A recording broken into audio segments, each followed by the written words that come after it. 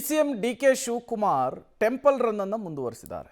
ಇವತ್ತು ಪತ್ನಿ ಸಮೇತರಾಗಿ ಘಾಟಿ ಸುಬ್ರಹ್ಮಣ್ಯ ದೇವಸ್ಥಾನಕ್ಕೆ ಭೇಟಿ ಕೊಟ್ಟು ವಿಶೇಷ ಪೂಜೆಯನ್ನು ಕೂಡ ಸಲ್ಲಿಸಿದ್ದಾರೆ.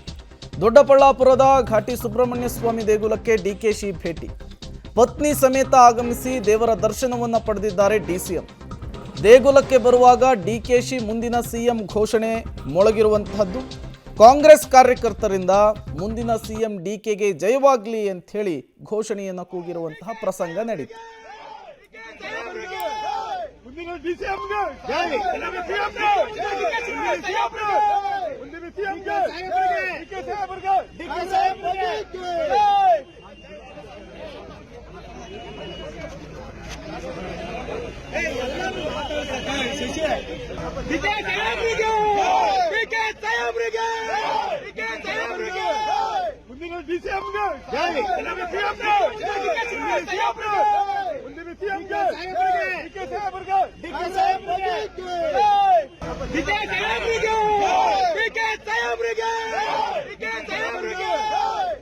DCM